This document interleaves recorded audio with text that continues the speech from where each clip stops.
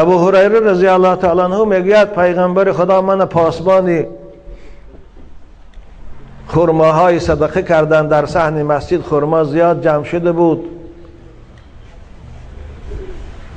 رسول خدا گفت این شب ابو هریره تو اینها رو پاسبانی کن که با کدام از لب او ندزدد. مسجد رسول اکرم دروازه قلف بکردگی نداشت، صحنش هم دیوار نبود گردش. ابو هریره رضی الله تعالی عنه میگه نماز خوانده شیشتم، خیلی از نصف شبم گذشته بود، ناگاه یک مخلوق پیدا شد، میگه از امو خرماهای صدقه گرفته خوردن گرفت. صورتش میگه مانند صورت سگ بود. بعضی روایات ده، این در روایت صحیح این صورتش نیست، یک مخلوق میگه بود. حضرت میگه آهسته آهسته رفتم و از پس گردنش میگه قپیدم، دیدم دستاش دستای سگ باره نسلکین. قپیدم، گفتم تو از این مال صدقه خیانت کردی، من تو رو در ستون میبندم.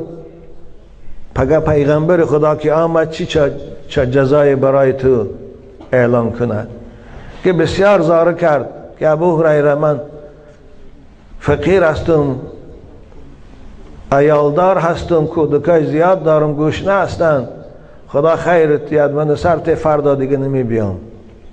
بسیار زاره کرد، میگه دلم سوخت، بازم سرش دادم.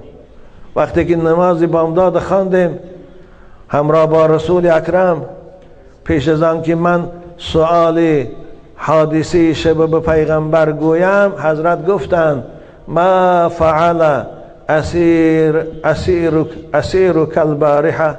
گفتن ابو هریره این شب اسیرت چا کردی؟ رسول اکرم به نبوت میدانست و این پیغمبر او رو محافظت که و الا شاید به ابو هریره زیانش میرساند. گفت یا رسول الله هم تو زاره ناله کرد، بسیار کودک دارم، گفت سرش دادم، دلم سوخت، دیگه نمیبیام. گفت حضرت او دروغ میگه، با میبیا. و جنها عادتا دروغ میگن، گفت راست نمیگوین. وقتی که رسول اکرم گفتن که دروغ میگه باز میبیا، من دانستم که او باز میبیاد، زیرا پیغمبر خطا نمیگوید. شب دیگر منتظر شدم، نصف شب گذشته بود، باز آمد، باز همون خوردن گرفت، میگه در خلطه چش انداختن گرفت، با قپیدم شد، باز زار و ناله که با گیره که خیلی باز این شبم دلم سوخت، سرش دادم. رسول اکرم فردا باز تبسم کردن، چا کردی اسیر تا؟ گفتم یا رسول الله گریه کرد که دلم سوخت، این مال صدقه است و هم کودکدار بوده، صدقه برای همون اسمون برات. گفتم از او دروغ میگفتن، او کودکدار نیست، همون طرف فریب کرد. گفتن این شب هوشیار باش، با میبیاد. شب سوم تفسیر سوره بقره در ابن کثیر هم از قرطبی هم از این شب سوم میگه با قپیدم، شکر دیگه سرش ندادم. بودم میموری که تو بدبخت دروغگو وعده خلاف که میموری دستتو میبندم، پگه کودکای مدینه سنگ شپت میکنن. زار و ناله کرد، ای ابو هریره سرت جنها به صورتی به صوت هر آدم گم میزنن، اگر رقیه خانا میدانن به زبان زنک هم گم میزنن، کودک هم و روسی هم و تاجیکی هم و در اونا هم هر قوم و ملت میشن. سرم تگوی که رب تو یک تعلیم میتیم که یک چی وظیفت میتیم که اگر همون خانی ما جنها به تو هرگز زیان نمیرسانیم.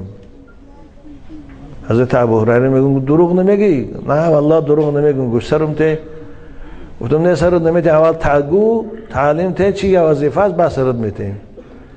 بعد گفت که من برای تو تعلیم میتیم خواندن آیت الکرسی را.